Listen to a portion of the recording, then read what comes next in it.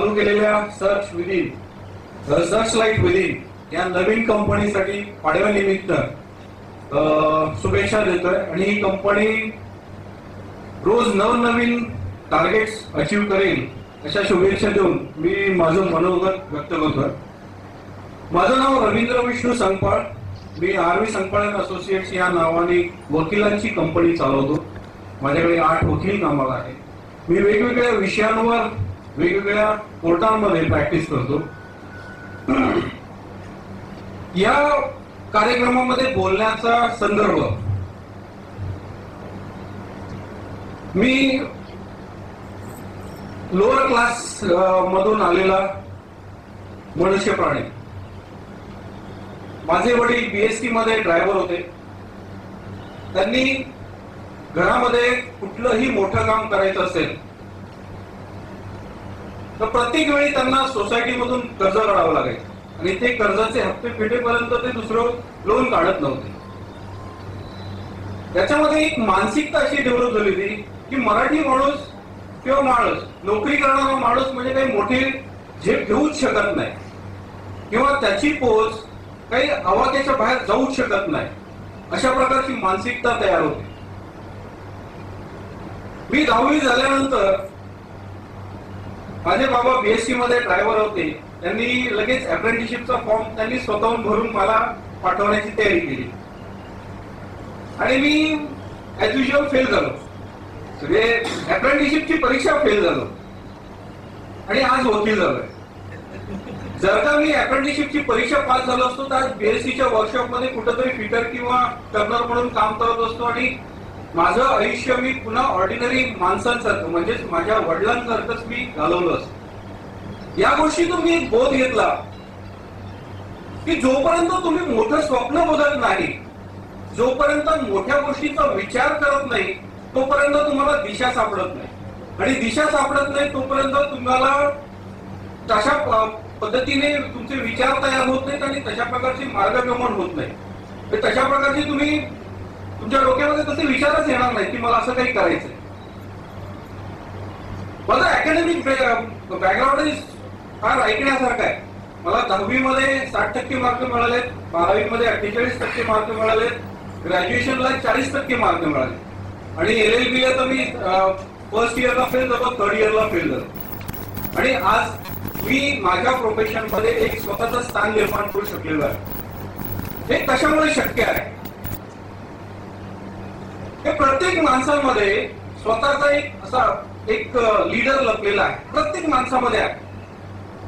त्या लीडरला जोपर्यंत तुम्ही वाव देत नाही, त्या लीडरला तुम्ही प्रोत्साहन देत नाही, त्या लीडरला तुम्ही बाहेर काढत नाही, तोपर्यंत तुमची प्रगती होणार नाही.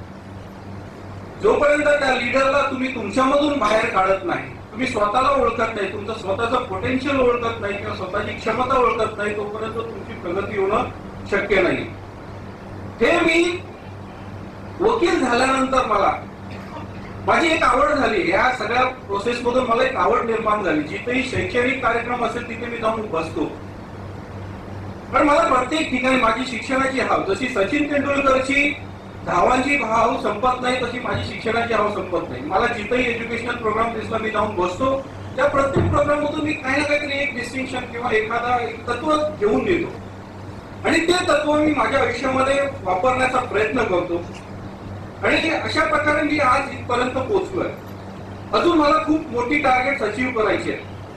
या सर्च लाईट विदिन हा कॉन्सेप्ट मला खूप आवडला आणि म्हणून आज मी इथं आहे. याच्यामध्ये प्रत्येक माणसाला आपल्या मधलं पोटेन्शियल ओळखण्यासाठी एक संधी मिळणार आहे. हा जो कॉन्सेप्ट त्यांनी शैलेश तांडेलांनी चालू केलेला आहे आणि याच्या पुढे ते चालू ठेवणार आहे. याच्यामधून नक्कीच आपल्या सगळ्यांचा फायदा होणार आहे. याच्यामध्ये मी काही तुम्हाला आणखी हे सांगू इच्छित की काही लीडर्स, तुम्हाला लीडर व्हायचं असेल तर तुम्हाला 2 बेसिक गोष्टी पाळायला लागणार. म्हणजे 2 गोष्टींमध्ये तुम्ही मास्टर पाहिजे. एक म्हणजे तुमचं कम्युनिकेशन स्किल आणि वेळेचं महत्व. ज्या माणसाला वेळेचं महत्व कळलेलं आहे, तो माणूस प्रगती करण्याशिवाय केल्याशिवाय राहणार नाही. तसंच कम्युनिकेशन, हे तीन सब्जेक्ट आहेत जे शैलेश तांडे जास्त करून आपल्या या कोर्सेस मध्ये किंवा या त्यांच्या करिक्युलम मध्ये हे करणार आहे, अंतर्भूत करणार आहे. ही फार महत्वाचे विषय आहे. आपण ह्युमन बिंग आहोत, आपण मनुष्य प्राणी आहोत, आपण माणसांशिवाय किंवा जिवंत प्राण्यांशिवाय राहू शकत नाही. माणसांशिवाय आपल्या आजूबाजूला कोण ना कोणतरी आपल्या बाजूला असणार.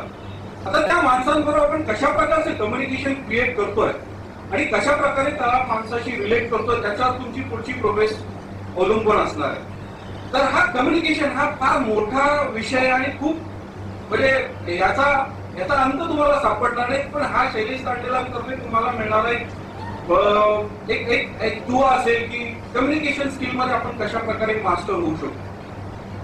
तसंच टाइम मॅनेजमेंट, ज्या माणसाला टाइम मॅनेजमेंट जमलेलं आहे त्या माणसाने आपल्या हातात असलेल्या 24 तासांचा व्यवस्थित वापर केलेला आणि त्या 24 तासांमध्ये त्यांनी व्यवस्थित वापर करून आपली प्रगती केली नाही सगळ्याच बाबतीत. तर अशा सगळ्या गोष्टी घेऊन शैलेश तांडेल आपल्याकडे असे नवीन करिक्युलम घेऊन येत आहेत. ते शैलेश तांडेलांना त्यांच्या या नवीन कंपनीसाठी आणि आजपासून चालू केलेल्या कोर्सेससाठी आमच्यातर्फे आपल्या सर्वांतर्फे मी शुभेच्छा देतोय. आणि शैलेश तांडेल यांनी मला या निमित्ताने माझं मनोगत व्यक्त करण्यासाठी संधी दिली त्याबद्दल मी त्यांचे आभार मानतो आणि आपण सगळ्यांनी माझं 2 शब्द ऐकून घेतले त्याबद्दल मी आपल्या सगळ्यांचे आभार मानतो. जय हिंद, जय महाराष्ट्र.